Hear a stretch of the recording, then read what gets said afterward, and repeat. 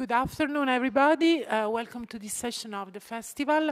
Welcome to those of you who are here and to those who are following on YouTube. I would like to start thanking the organization of the festival, because Syria, it's a subject that is not very popular in the media.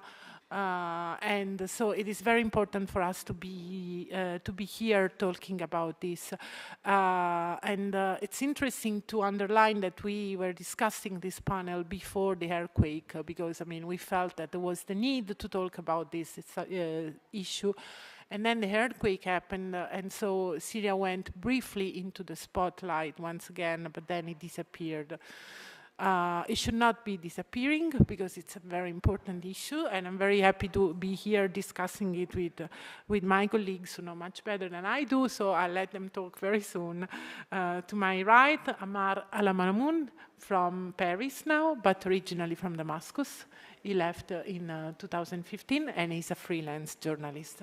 Enrico De Angelis, who has been organizing this panel with me, is a media researcher based in Berlin. He has been based in Damascus and Cairo for a very long time.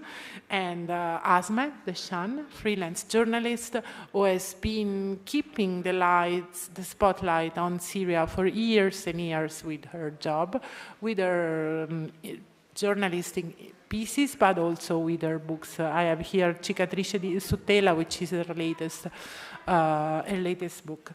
I want to let them talk. I just want to give a brief, very, very brief overview. As I said at the very beginning, Syria disappeared from the spotlight a long time ago. It went back with the earthquake.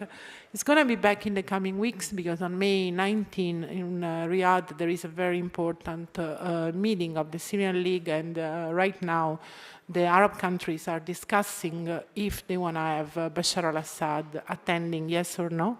It would be the first time since the beginning of the civil war. When we talk about the civil war, we talk about 7 million Syrians who left the country and right now live abroad between Turkey and Lebanon and Jordan and Europe, and 7 million people who are displaced within Syria.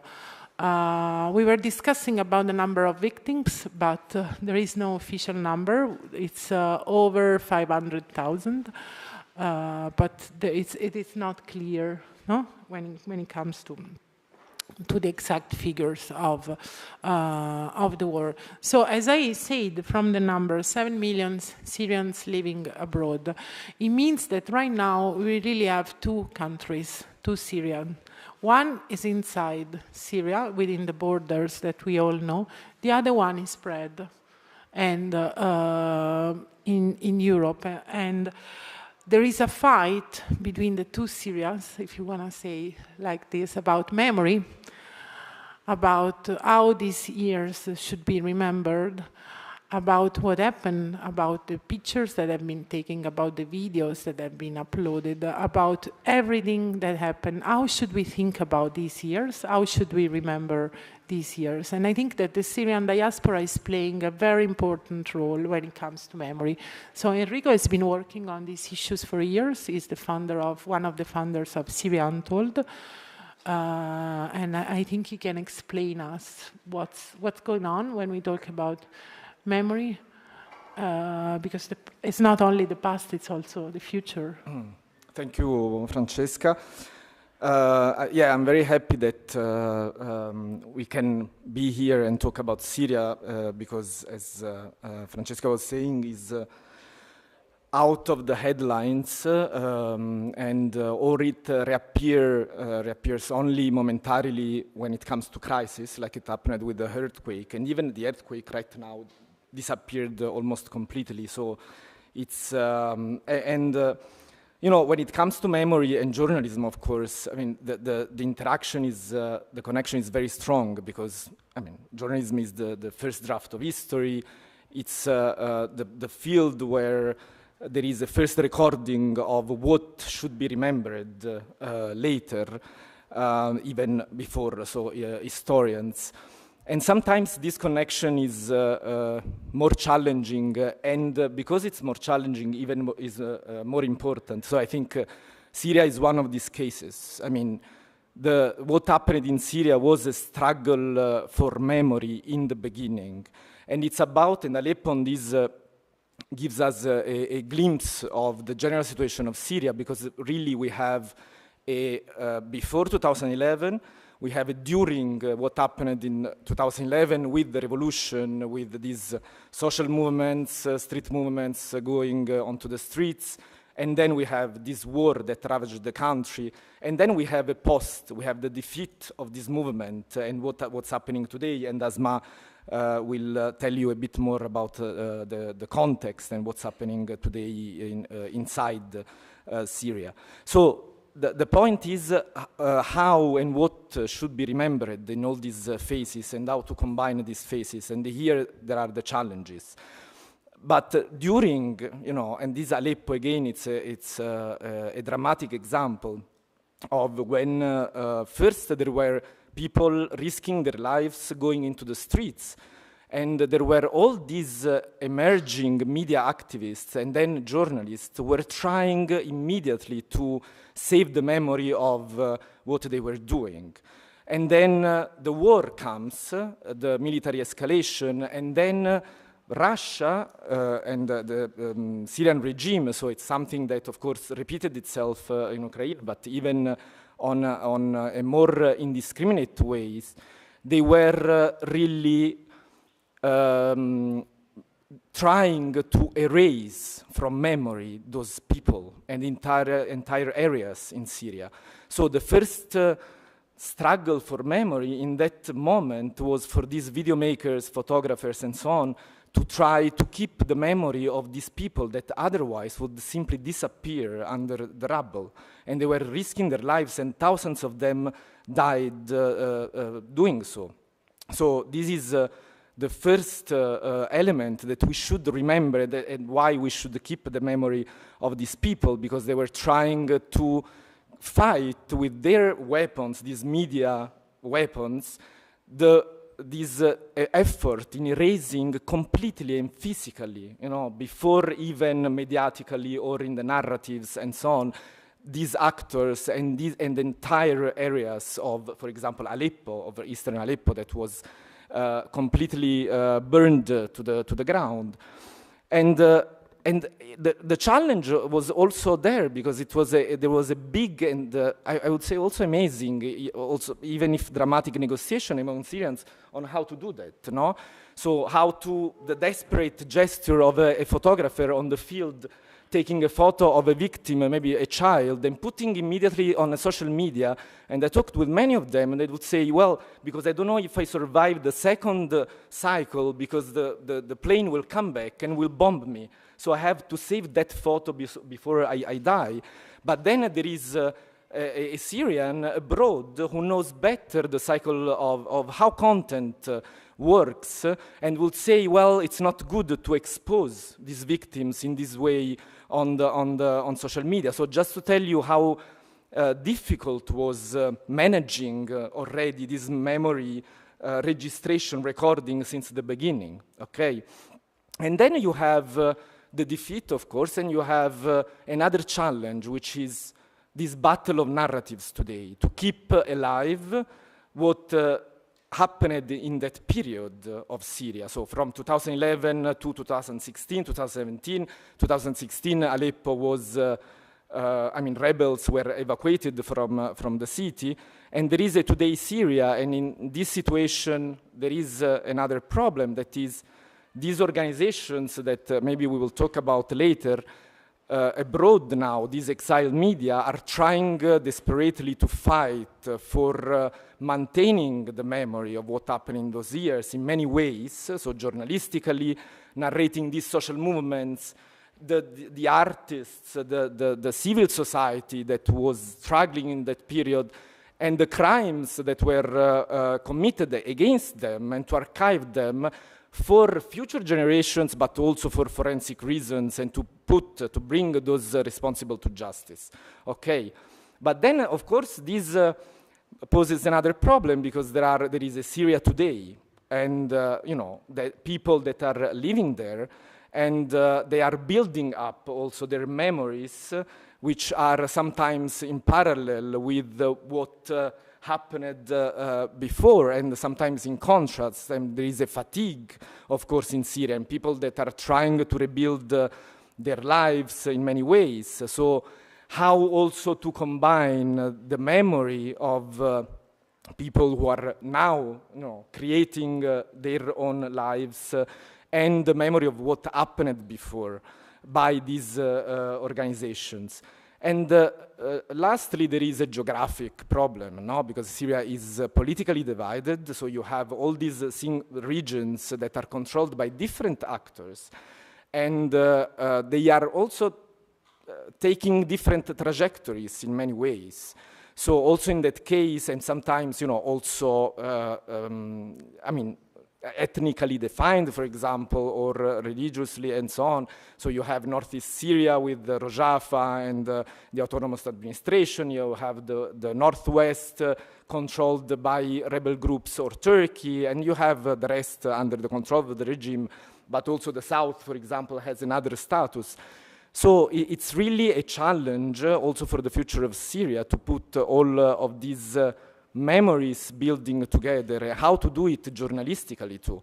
So it's, as Francesca was saying, there is a Syria abroad, and this Syria abroad established many amazing initiatives, journalistic initiatives, like Untold Stories, Jumhuriyah, Ain Baladi. We had the panel the last year, like the Syrian Archive that you invited a couple before Corona, I think, that is collecting visual evidence about crimes from the regime, chemical attacks, and so on. So all these organizations are doing an amazing job to try to save those memories. And at the same time, the problem is how to combine this, what has been to build up a new future, of course, and to bring accountability for those responsible of these horrible crimes, and what's happening now in a situation that, of course, is very difficult to predict. And of course, the earthquake, from that point of view, is a very interesting example of the clash of these different views, and of course with a strong impact on the daily lives of people there, because of course aid and so on, but this Asma will talk better, but also again on how to rebuild a common, a shared memory of what happened. And I think I can, for now, stop here. So when we talk about diaspora, the diaspora is made by people like Ammar, who left the country and are just rebuilding their lives and their work, everything, I would say, abroad, and are not planning to go back to Syria, of course. We have been sharing bullet points before this meeting, and there was something that really touched me when I received Ammar's bullet points. It was talking about genocide of memory, because we have been talking, especially here in Perugia, several times about how to save the memory, but there is also another story which has not been reported, and it's the story about how the regime is telling their story. How are they saving their story for future generations? So can you talk about this? Thank you, Francesca. Actually, yes, the genocide of memory is very specific in the Syrian context. We have so many layers regarding the production of a narrative, because like what the Syrian regime practices is not only the ban of not only like erasing all material evidence about these crimes, which was cleared in the bombardment of the Palmyra prison, the infamous Palmyra prison. At the same time, it bans the act of remembering. So banning the act of remembering plays a huge role in the Syrian narrative, just because it's applied from the inside Syria by a group called the Agent of Silence. The Agent of Silence is a set of powers that ban people to remember, to talk, or to reintroduce themselves as part of a trauma, which is, we witnessed this back in the 80s with the Hama massacre. Right now, after 2011, we see that people are not able to retell their misery, whether through artwork or whether through journalistic efforts, and the other layer actually is the normalization with the Syrian regime, because as we see, the so-called international media, which is funded by states, it shifts position, and this shift has affected a lot of us, Syrians or journalists, especially what happened in Emirates, for example, in 2018, when they suddenly normalized the relationship with the regime. So everything regarding what happened has been forgotten. It's no longer allowed to be talked about. And the third level, which is a global level, as we know, YouTube has removed a lot of the content regarding the Syrian revolution.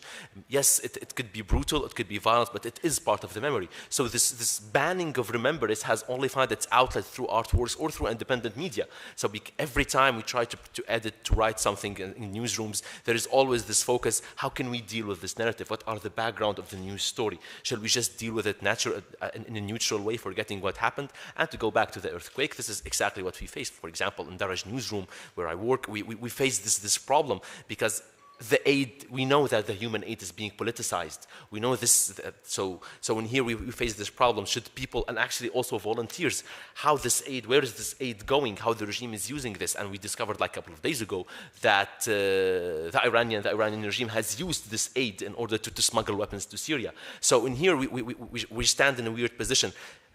We talk about the earthquake, we talk about the victims, but at the same time, all Syrians are Syrians at the end of the day. So how can we narrate a story or report a news regarding what's happening, at the same time maintaining the fact that this regime has practiced genocide on it? I don't want to use the word genocide because it's legally inaccurate, but it practiced brutal violence against its people. And how is he mobilizing the earthquake in order to reproduce a new narrative regarding what's happening, and we see this, and this sudden naturalization of the regime in the Arab world has left us all in shock. How can we narrate our stories? How can we continue to tell what's happened? How can we remember the future based on the trauma that we have faced, and the violence that we have faced?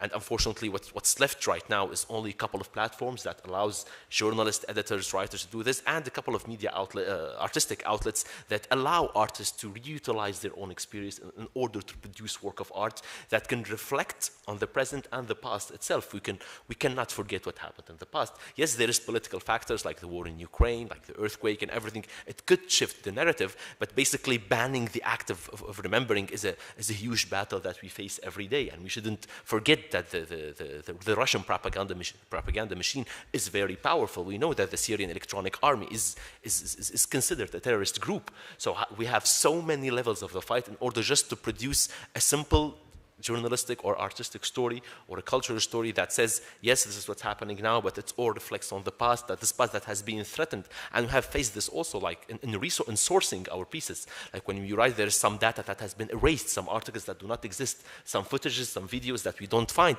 So in here that re-questions our credibility as journalists, like, and especially with the new modes of writing. If you talk about hyperlinks, many links has disappeared, and I faced this personally. It doesn't exist anymore. So because of the powerful propaganda machine by the regime and its allies, in face of the independent media, we as Syrians from the outside, and I've talked from personal experience right here, we are considered liars. Like, no, this did not happen. There is no evidence. There is no proof, especially with the other archives that has been mentioned before. These archives are not official. These are individual efforts that work very hard, but at the same time, the legality or the archival value of this archive has always been questioned, not only in the media atmosphere, but also in the academic atmosphere. At the same time, how can we legitimize this link or this photo or everything? So we're like in a no man's land right now. We're losing a lot of allies. At the same time, the allies we have to do double work in order to produce a piece of work, a piece of journalistic work, a piece of artistic work that has the validity, the journalistic validity, at the same time the political overview that is actually valid, or that has an actual value regarding the reality, no matter what it is.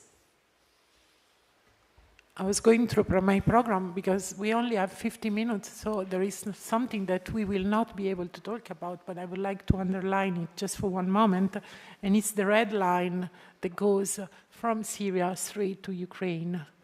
So when you talk about propaganda, and then we were discussing war crimes in a conference this morning, but it's also war tactics. There is a red line that was started in Syria and goes straight to Ukraine. So now we don't have time to talk about this, but it is very important to underline that these two stories are connected, even if the level of international attention is very different. Footages from Syria are being used in the Ukrainian Same context. People are working to save memories and footages from Syria and Ukraine. Actually, they are using the lessons that they learned by mistakes, of course, in Syria to save more stuff from Ukraine. So this is, we would need another hour to discuss this, but I want to give the floor to Asmae because she's been doing an amazing job in the last years.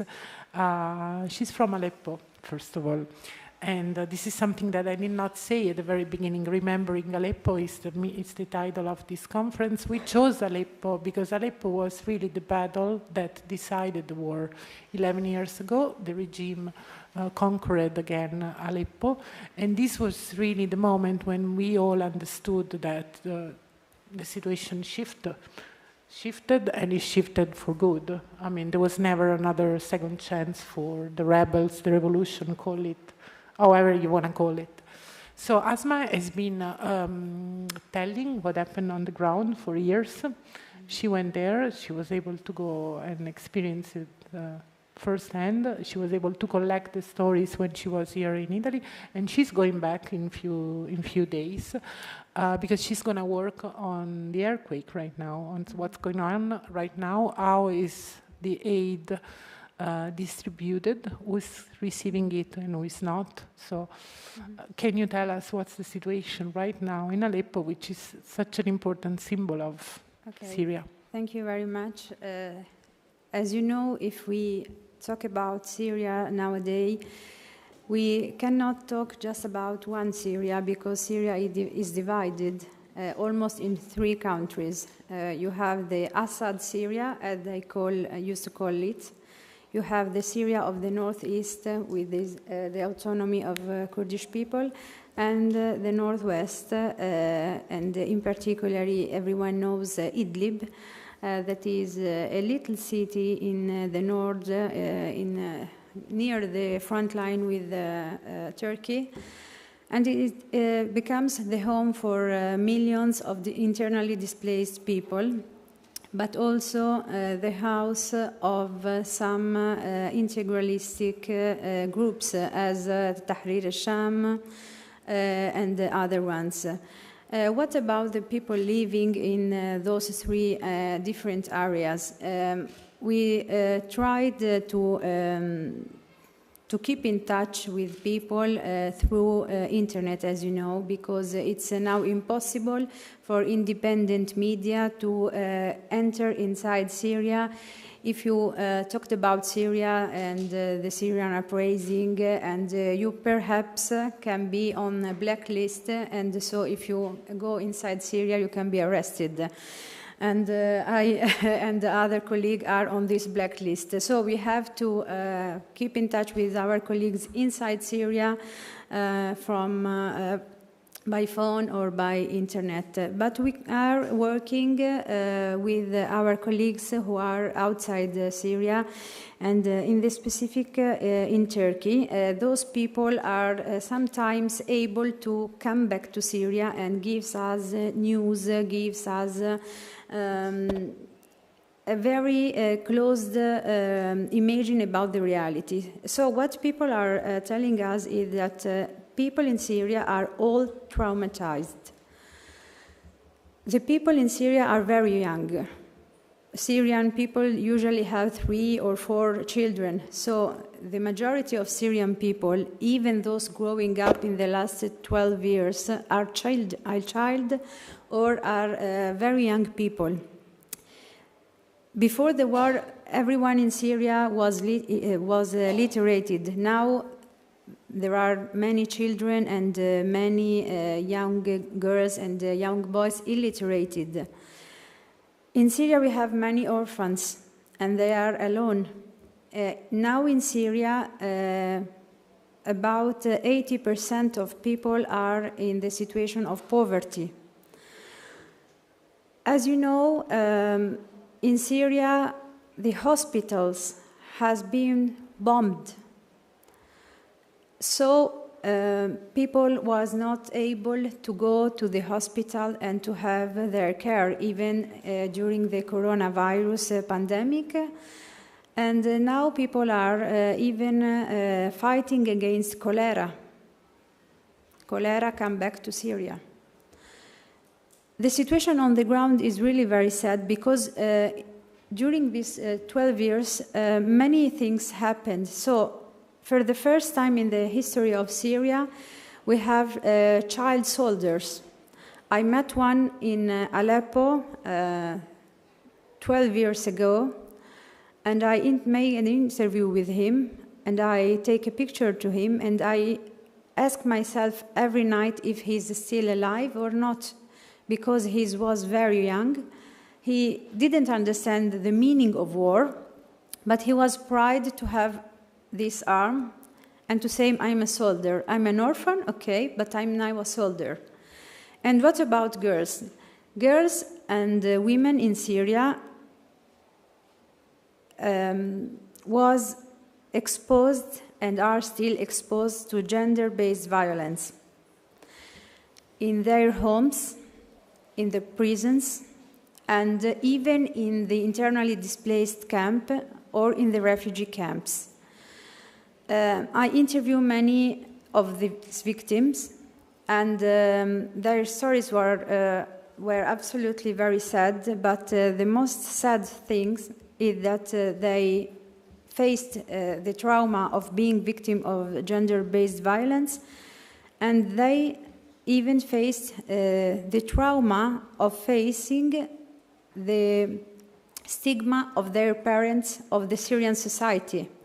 Because in the Arab countries, if you are a victim of violence, people look at you as if you are not clean, as if you are guilty. And those women are isolated. Those women are alone. The nice thing is that those women are now being strong with each other, and they are coming to build a new society in Syria, inside Syria and outside. Inside Syria is more difficult because they have no possibility to emerge. Outside Syria, they are building associations and supporting with each other. And I try to work with them every time I go to Turkey and I meet them. And they are taking again their lives in their hands, but it's very difficult. Even if they have child from this abuse, Turkish law and Syrian law don't permit them to enregister this child as their child. So the problem are very much. When we talk about war, we don't talk only about bombs, about military. We talk about a war inside the lives of every single people. And the war inside the lives of Syrian people is still going on. Okay, I want to ask a second round of questions. I will ask you to be fast, just to give the public, the audience, time for a Q&A moment. Enrico, I want to remember a personal moment when I came to Berlin, working on a story on justice and war crimes in Syria, and we went around, and you took me to a restaurant from Damascus. You spoke Arabic, and it looked like if we were really in Damascus. So there is a Syria outside of Syria, we said. It's a Syria made of writers, artists, journalists. Can you tell us a little bit about what's going on? Well, yeah, it was the mythic Damascus. Exactly. It's this diaspora we were mentioning before, and that are made of civil society organizations, but many media organizations or organizations that deal specifically with collecting material and archiving and so on, also for forensic reasons. But also communities of artists and intellectuals, cultural producers. And as Ammar was explaining very well, you know, they are trying to find ways to keep the memory while at the same time trying to redefine how this can be done, no? To also understand why there was this failure of images, because Syria produced so much, and when you talk with the Syrians, you know, it's very dramatic and strange at the same time to see this reaction, for example, in front of the war in Ukraine, where you have so much solidarity because they can immediately empathize, and of course the enemy is the same, and the tactics, as we were saying, are, were experimented in Syria before. So there was this support, immediate support for the Ukrainian people, and at the same time, at a certain point, they say, yeah, why everyone is reacting very differently? So why they didn't react when it was us under the bombings, and while now it's happening. And I think that this diasporic situation is, the advantage, because I said that there are many challenges and problems, of course, the exile, in itself, of course, we know, but it has a huge potential when it comes to recombining memories and efforts and exchange experiences with other contexts.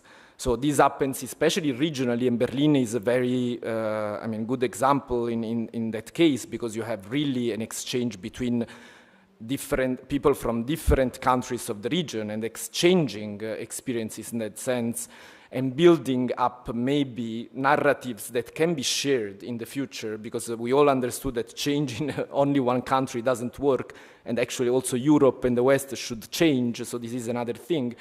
But also to reapply and to valorize this, what they did, also to apply it to other contexts. And I give only an example here, but the Syrian archive, for example, which, as you were saying, is not an official and blah, blah, but they make an amazing work. And this amazing work is recognized because they're doing the same on Ukraine right now, no? So it's, that kind of experiences in a way, and exporting them, it's already also a recognition of the experiences of that memory. So, and opens up maybe to, different ways in the future. So this is the hope. But then you say there are other narratives, but there are also other narratives. So we have not been reading a lot in Italian media about these YouTubers or visitors going to Syria, who then send to the world a completely different picture from what you're hearing from this table today. So Ammar, I know you have been following them for a while. So can you tell us the Syria that you see coming out of their videos? It's fascinating because I think it started about 5 years ago, 2018. Basically. Who are these people, first of all? And how do they get to Syria? Because usually it's wars between journalists, wars between narratives, but with the new media, what's happening with the content creation, we have noticed these new influencers, these new tourists that go to Syria, that visited, they visit themselves traveling, whether it's dangerous travels or something like that, and we see them explaining, saying how Syria is good, how life is normal, how everything is being done. But for the outside eye, for he or she who doesn't know the context, you think, oh, it's safe, we can go to Syria. What those who are outside are lying. But we know how this image is completely controlled, because we know how people are being followed by certain security agents, how the story is being controlled. And for someone who comes, especially if you're from Damascus and from Aleppo, I follow the one from Damascus, and I know how they're moving, how the camera is shifting, who are these strange people around them, how they're being told what to do. And this has been used, and at the first sight, you think it has nothing to do with anything. It's just some random guy touring in Syria. But then we discovered that these people later, this content has been created for so many.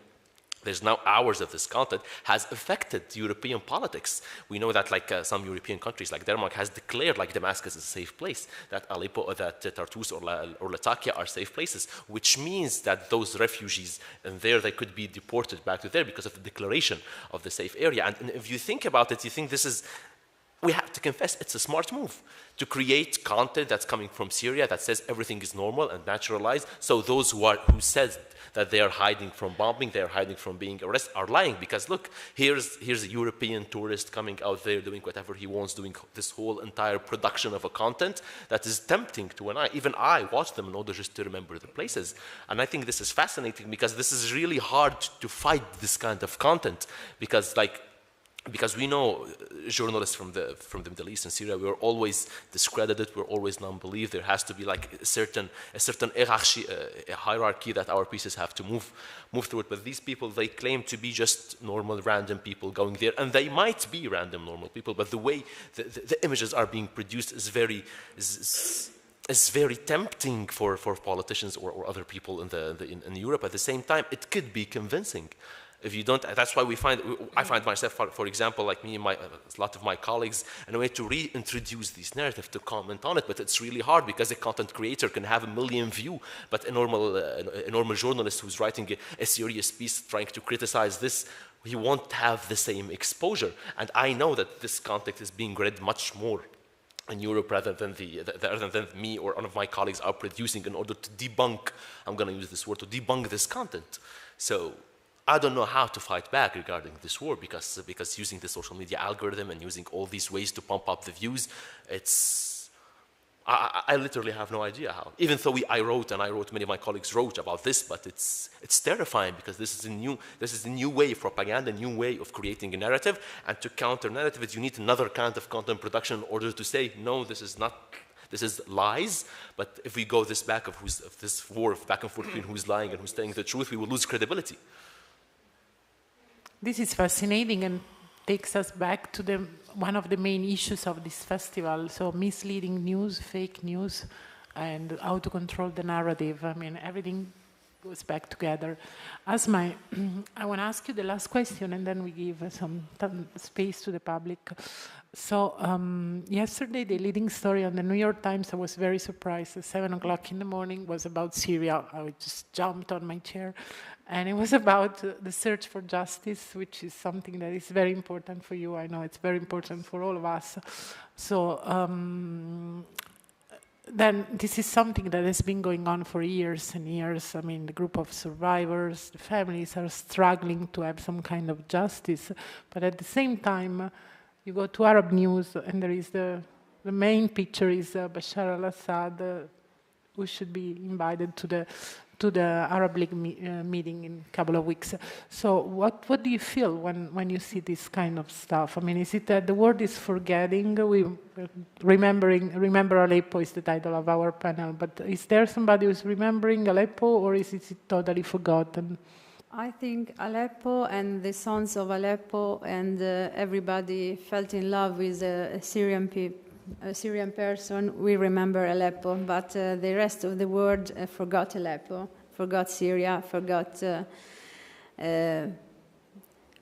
the voices and the faces of Syrian children, of Syrian women, and we empathize with the Syrian people just in some special cases, then miss them forever.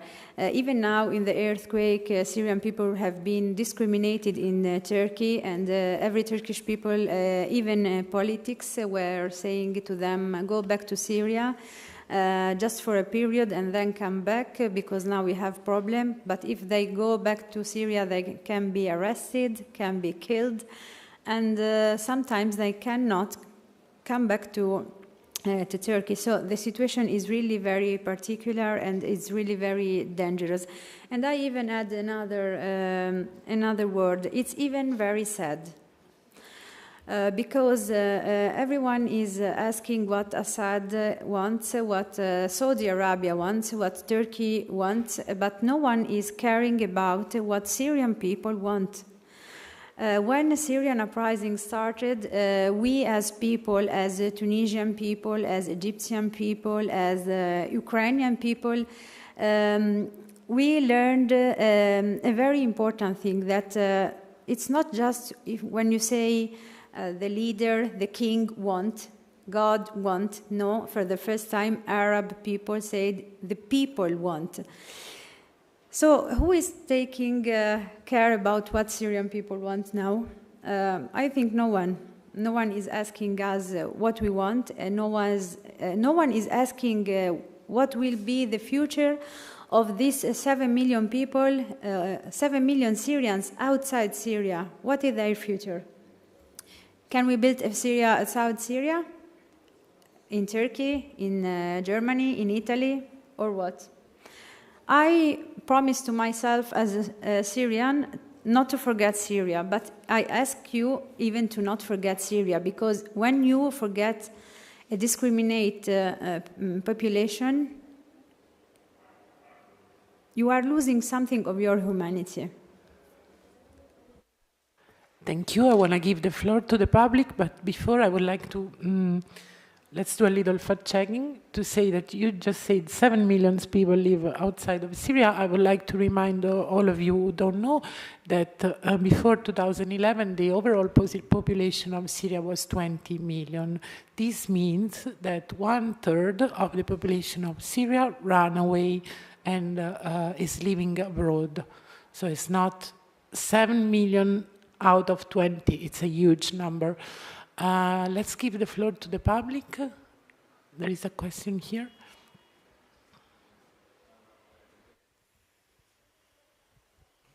Hello, thank you. Oh, can you? Okay.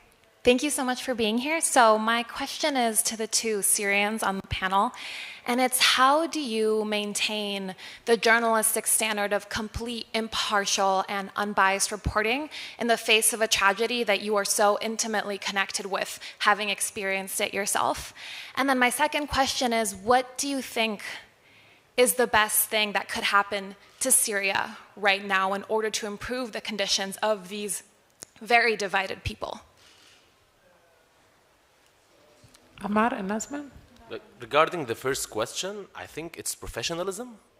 We have to be professional because we'll lose credibility, we'll lose everything. So even if there is something that touches us deeply, whether in a personal point of view or like an emotional point of view, I have to be impartiality in here. It's a vague word. It's a trick word. No, I can using facts, analysis, logic. I can introduce a story or a narrative with maintaining the professional standards. So I think professionalism, and this is actually has a lot of implications because what's happened in Syria and what's happening with the mode of connection in the entire world. We have activists, we have content creators and everything. So maintaining professionalism as journalism is what keeps us working, even though something personally touches me. And I faced this before, but like I have to maintain this, or this is part of the craft, I guess. And regarding what will happen to the Syrian, what we can do, I don't know. I honestly don't know. But there's one thing I advocate is the right to survive, the right to save your life, no matter how. I agree with him, and from my personal experience as a journalist, I try to be the most impartial I can when I write articles and reportage, and when I take photo reportage about refugees or something like this.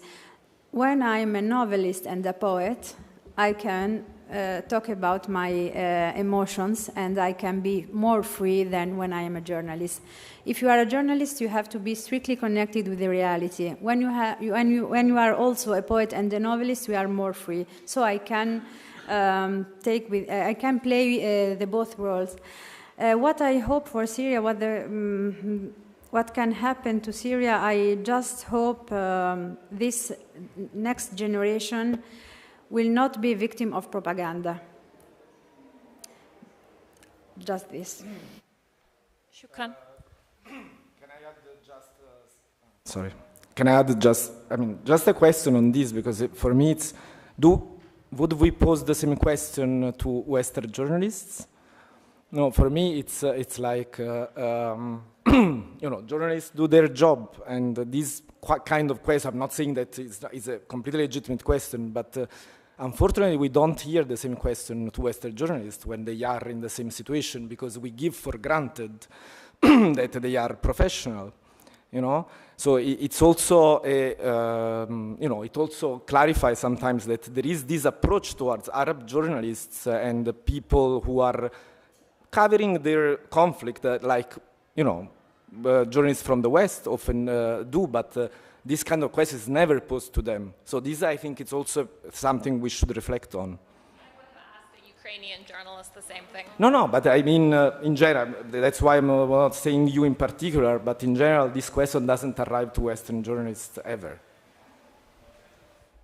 If I can add something, I think there is an entire generation, a new generation of Syrian journalists, Arab journalists who are, I mean, their standards are very like mine, like yours. I mean, it's like... Hi, it's Jennifer. Thank you for this. I just wanted to know your thoughts on how important a free press is to conflict resolution, and with the freedom of press lacking, what are the alternatives to that in conflicts in Syria and throughout the world?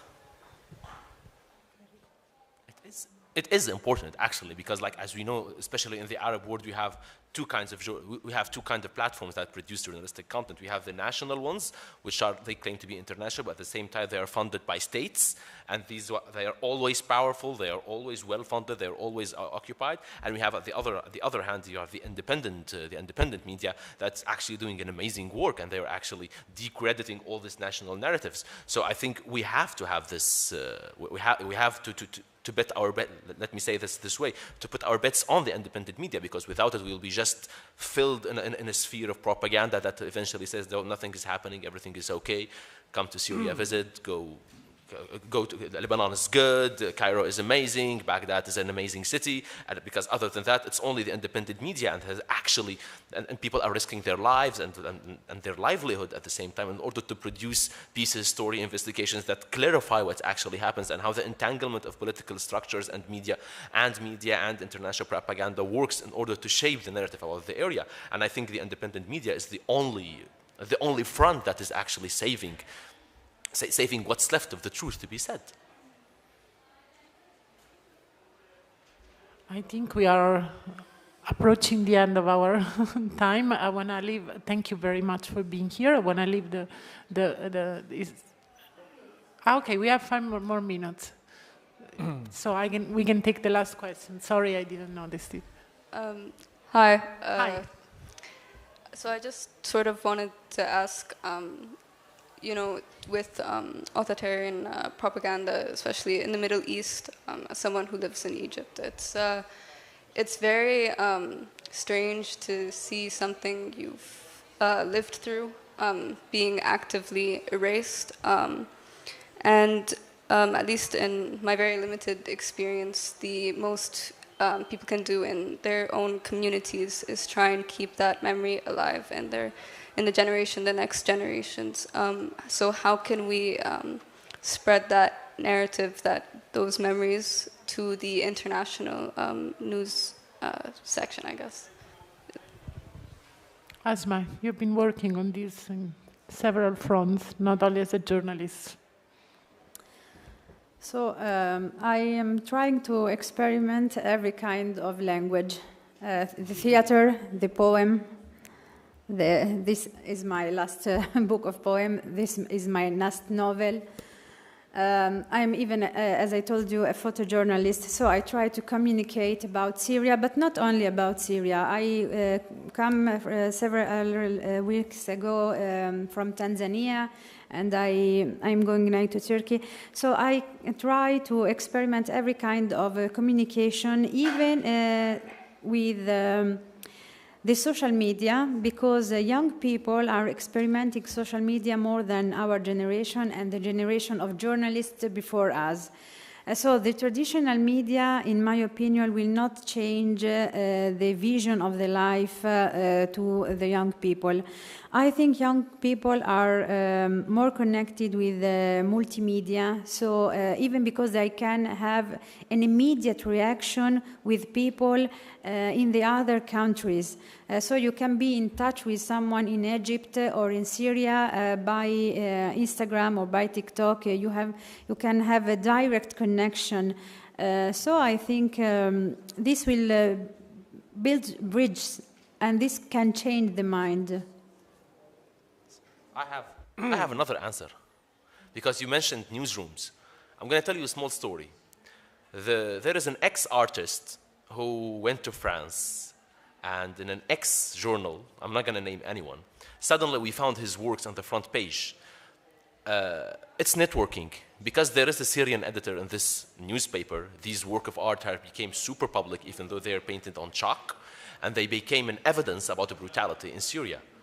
So what actually happened is a series of networking in order to take what is super personal, intimate, brutal at the same time, and to to make it public at an international level. You need networks. You need to know someone that knows someone. Because if we remained in the sphere of social media, we need someone to either to pick it up and to create a new story about it, or to have this connection with someone enthusiastic, because other than that, there will be several fronts, the independent media front and the social media front and the international media, that needs this connection. Someone has to tell someone to pitch it to someone, basically. And this is part of the work, I think. This is not a negative point of view, this is a positive point of view. It means it's things that need to have a huge validity in order to shift from the local sphere into the sphere mondiale, into the international sphere. I think she would... Sorry, but we are going to be here in the side, sorry, but we really have to close. I want to leave Enrico the final word about this, because he has to talk about an exhibition for 1 minute, and then we leave. Thank you. So just one thing, because we organized also an art exhibition in an art cafe here in Perugia, Indigo Art Cafe, which is called The Journey After Scars. So it's a group of artists from the Middle East reflecting on this theme, and also donations will go to victims of the earthquake. So if you want to visit, please do. Thank you very much to all of you. And thanks to the festival once again for remembering Syria.